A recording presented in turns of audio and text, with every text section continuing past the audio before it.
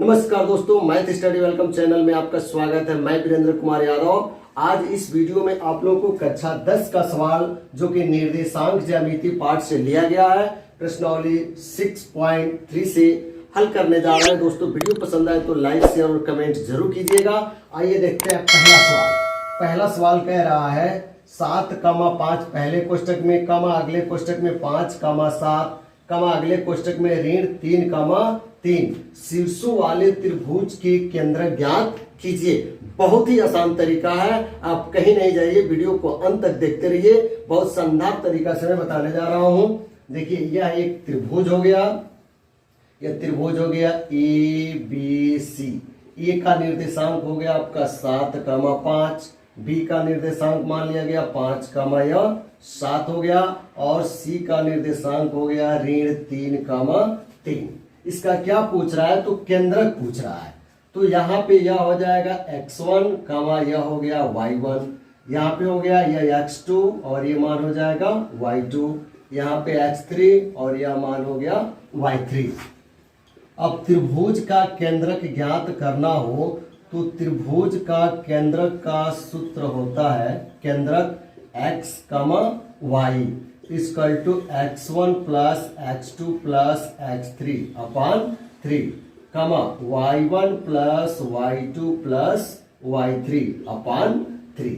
यह फार्मूला है। इस फार्मूले का प्रयोग करके आप सवाल को बहुत ही आसान तरीका से हल कर सकते हैं। तो आइए देखते हैं। यहाँ पे मान x1 है 7, x2 है 5 और x3 है -3 अपान हो जाएगा 3, y1 का मान है कितना 5 प्लस y2 का मान कितना है 7, y3 का मान कितना है 3 और इनका बट्टा हो जाएगा 3। अब इन दोनों को जोड़कर इसको घटा देना है। 7 में 5 जोड़ेंगे तो 7 5 12, 12 में से 3 निकलेगा तो 9 बचेगा और बट्टे में 3 हो गया।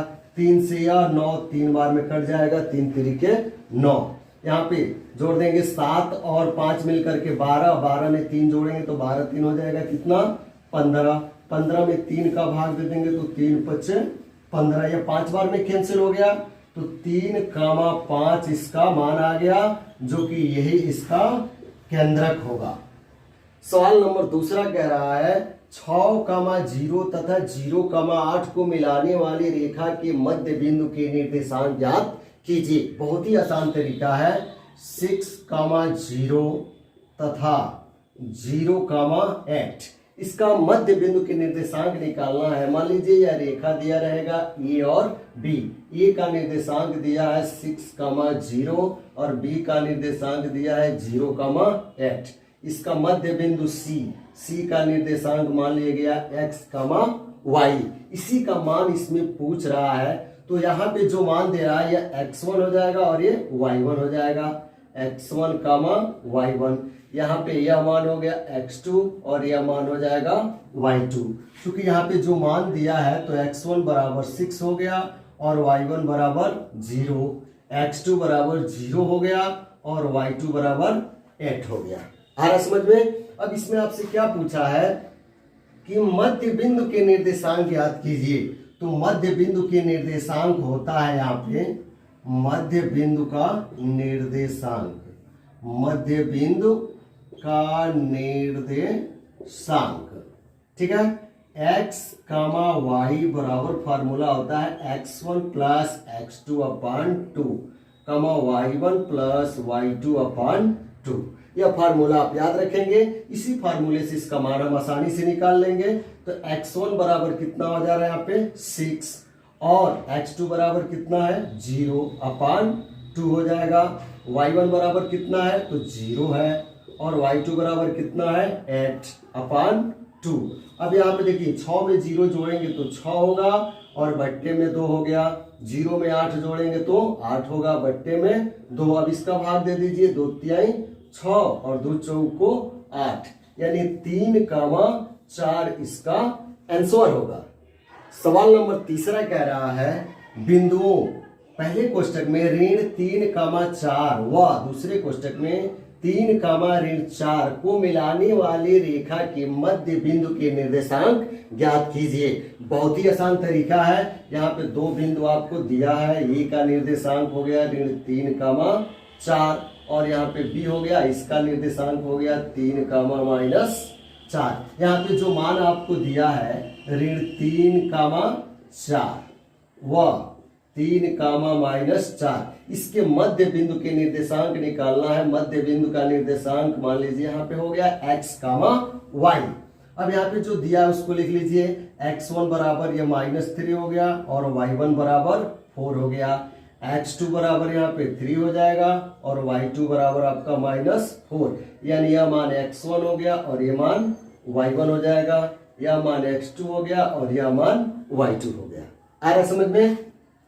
अब यहाँ पे ज्ञात करना है मध्य बिंदु के निर्देशांक। तो आप लिखेंगे मध्य बिंदु के निर्देशांक। अभी इससे पहले वाले सवाल में मैं इसका फार्मूला आपको बताया। x कामा y बराबर फार्मूला होता है x1 प्लस x2 अपान 2 कामा y1 प्लस y2 अपान 2। इस फार्मूला का प्रयोग करके आप इसका मान बहुत ही आसान तरीके से आप याद कर सकते हैं। तो इसका मान भर दीजिए। x1 बराबर कितना हो जा रहा है तो -3 प्लस x2 बराबर कितना है +3 है अपान 2 कामा y1 बराबर कितना है तो 4 है और y2 बराबर -4 है अपान 2 हो गया।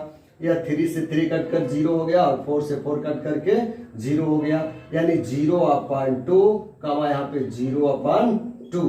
तो 0 में 2 का भाग देंगे तो 0 ही हो जाएगा, यानी 0 कामा 0 इसका आंसर होगा।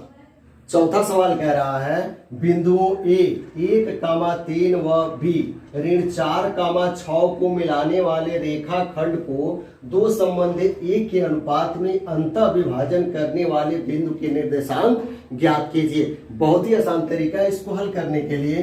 तो यहाँ पे जो आपका ए का मान दिया है 1 कामा 3 व बी का मान दिया है कितना तो -4 कामा 6 और इसका जो अनुपात दे रहा है, ठीक है, वह अनुपात आपका क्या है 2 संबंधित ए, अंतः विभाजन कर रहा है। तो यहाँ पे यह x1 का मान हो गया 1 और y1 का मान हो गया 3, x2 का मान हो गया -4 और y2 का मान हो गया 6। यह मान जो है पहला m1 मान लेंगे, m1 बराबर 2 हो गया और m2 बराबर 1 हो गया। तो यहाँ पे जो हम फार्मूला का प्रयोग करेंगे वह अंतः विभाजन का प्रयोग करेंगे। तो अंतः विभाजन करने वाले बिंदु के निर्देशांक, अंतः विभाजन करने वाले बिंदु के निर्देशांक, बिंदु के निर्देशांक, ठीक है, इसके निर्देशांक x कामा y बराबर फार्मूला होता है m1 x2 plus m2 x1 अपान m1 प्लस m2 कामा m1 y2 plus m2 y1 अपान m1 प्लस m2। इस फार्मूले का प्रयोग करके आप इस सवाल को बहुत ही आसान तरीका से हल कर सकते हैं। तो आइए इस सवाल को हल करते हैं। x comma y equal to, ठीक है, अब इस फार्मूले मान भरिए। m1 का मान कितना है तो 2 है, m1 x2 का मान कितना है तो -4 है, प्लस m2 का मान 1 है इंटू x1 का मान कितना है तो 1 है अपान m1 प्लस m2। तो m1 का मान कितना है 2 और m2 का मान 1 है, तो यहाँ पे लिखेंगे 2 + 1। आ रहा समझ में? है ना आसान? वीडियो को अंत तक देखते रहिए, बहुत ही शानदार तरीका से मैं बताने वाला हूं। और यहाँ पे देखिए आगे क्या कर रहा है, कामा देकर के m1 y2, तो m1 का मान 2 है और y2 का मान 6 है, प्लस m2 का मान 1 है और y1, तो y1 का मान कितना है यहाँ पे 3 है, अपान दोनों को ऐड कर देंगे m1 प्लस m2 2 + 1।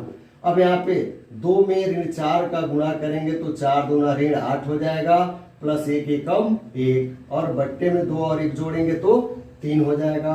कमा यहाँ पे 6 में 2 का गुणा करेंगे तो 6 दूना 12 प्लस 3 एकम 3 हो जाएगा। नीचे 2 में 1 जोड़ेंगे तो 3 हो जाएगा। तो ऋण 8 से धन 1 निकलेगा तो ऋण 7 बचेगा, बट्टे 3 कमा 12 में 3 जोड़ देंगे तो 15 हो जाएगा और बट्टे में 3 से 15 5 बार में कट जाएगा क्योंकि 3 पचे 15 होता है और ये 7 3 से नहीं डिवाइड होगा, इसलिए इसका आंसर आ जाएगा ऋण 7 बट्टे 3 कमा 5। यही इसका आंसर होगा। दोस्तों वीडियो पसंद आया हो तो लाइक शेयर और कमेंट जरूर कीजिएगा। फिर अगला सवाल लेकर के हम मिलते हैं अगले वीडियो में। तब तक के लिए धन्यवाद।